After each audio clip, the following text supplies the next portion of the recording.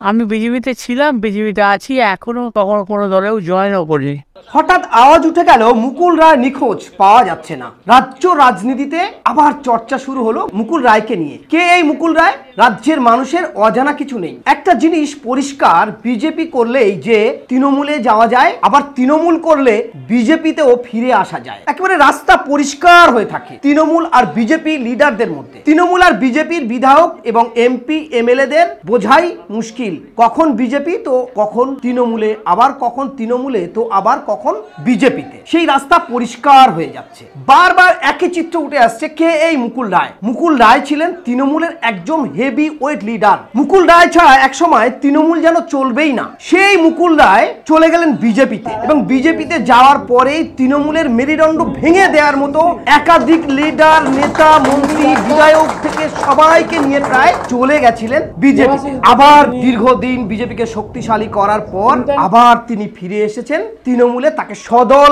বলে তাকে গ্রহণ করে নিলেন রাজ্যের মুখ্যমন্ত্রী এবং তৃণমূল লিডার, এবং তৃণমূল একসঙ্গে মুকুল রায়কে সদরে তার কোলেই তুলে নিল। সত্যি অবাক লাগে, যখন মুকুল রায় বিধায়ক বিজেপির, তাকে আবার তৃণমূল গ্রহণ করলেন। দীর্ঘ নাটক টাল বাহানার পরে আবার দেখা গেল বিজেপিতে চলে যাওয়ার জন্য তৈরি হচ্ছে মুকুল রায়, এবং তার ছেলেকেও যাওয়ার জন্য আদেশ দিন। সকালে ছেলে দাবি করলেন বাবার সঙ্গে যোগাযোগ করা যাচ্ছে না, কিন্তু রাতে টিভি চ্যানেলে ফোনে জানালেন তার সঙ্গে ছেলের আগেই কথা হয়েছিল। সত্যি নাটক যেন জমে উঠছে। কোন দলের হয়ে রাজনীতি করবেন সেটা এখনো ঠিক করেননি মুকুল রায়। তবে পরিস্থিতির পরিপ্রেক্ষিতে ছেলের যে বিজেপি করার উচিত সেটাই কিন্তু ইঙ্গিত দিলেন টিভি চ্যানেলের মারফত মুকুল রায়। একটা সাধারণ কর্মী যদি এক দল থেকে আরেক দলে যায়, আমরা দেখেছি এই পশ্চিমবঙ্গে তার ঘর বাড়ি লুট হয়, তার মারধর হয়, এমনকি তার বিভিন্ন কেসে জড়ানো হয়। কিন্তু লিডাররা একবার তৃণমূল একবার বিজেপি, এ ঘর থেকে ও ঘর, তাদের বাড়িতে একটা ঢিল তো দূরের কথা,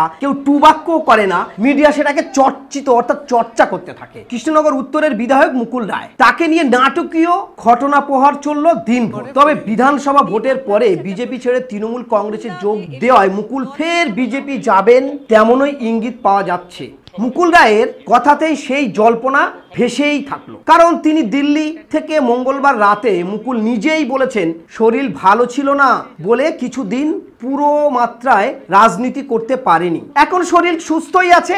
অমিত শাহ, জেপি নাড্ডার সঙ্গে কথা বলতে এসেছি বিজেপি করব কি না, তবে তৃণমূলের বিরুদ্ধেই এবারই চলবেন মুকুল রায়, তেমনই ইঙ্গিত দেখা যাচ্ছে। তবে একই সঙ্গে মুকুল যেহেতু নিজেকে লোকসভার সংসদ বলে দাবি করে, সংসদের অধিবেশনে যোগ দিতে এসেছিলেন, বলেছেন কখনো বলছেন বিজেপির বিধায়ক ছিলাম না, কখনো বলছে তৃণমূল করিনি। তার যে কথার কোনো মিল নেই। মুকুল রায় কি আসলে, তার কি ব্রেন খারাপ হয়েছে, না পাগলামি করছে, না তার মাথার সমস্যা দেখা দিচ্ছে, এটাও নিয়ে সাধারণ মানুষ চর্চা করছে। কিন্তু আদৌ সেটা নয়, এটা হচ্ছে নাটক। কারণ এরা তৃণমূল করতে করতে আবার বিজেপির ঘর গুছিয়ে দেওয়ার পরে আবার চলে যাচ্ছে তৃণমূলে, আবার তৃণমূলের ঘরে ভাঙন ধরানোর জন্য আবার মুকুল রায় যাচ্ছে এবার বিজেপিতে, তেমনই ইঙ্গিত পাওয়া যাচ্ছে। রাজ্যের মানুষ, সাধারণ মানুষ সত্যি অস্থির। কি ভাবছেন তারা, কোন দিকে যাচ্ছে রাজ্য রাজনীতি? বিজেপি আর তৃণমূলের এই বারবার আসা যাওয়া কাউকে যেন সাধারণ মানুষ বিশ্বাসই করতে পারছে না। কে আসল তৃণমূল আর কে আসল বিজেপি, সেটাই বোঝা মুশকিল হয়ে পড়ছে এই দুই দলের মধ্যে। জয়েন বলে তো কোনো কথা হয় না। আমি বিজেপিতে ছিলাম, বিজেপিতে আছি, এখনো স্পিকারের কাছে আমাকে সবাই বিজেপি বলে। আপনি এই পঞ্চায়েত নির্বাচন, তারপর 1 বছরের মধ্যে লোকসভা নির্বাচন, তো এর আগে আপনার ভূমিকা কতখানি স্ট্র্যাটেজিক্যালি ইম্পর্টেন্ট পশ্চিমবঙ্গ? স্ট্র্যাটেজিক্যালি আমি জানি না, কিন্তু আমি বিজেপিতে যতক্ষণ ছিলাম বিজেপি ভালো ফল করেছিল, এবং এখনো আমার ধারণা বিজেপি নিশ্চয়ই ভালো ফল করবে। সভাপতি ছিলেন, কিন্তু সভাপতি কোনোদিন ছিলাম না।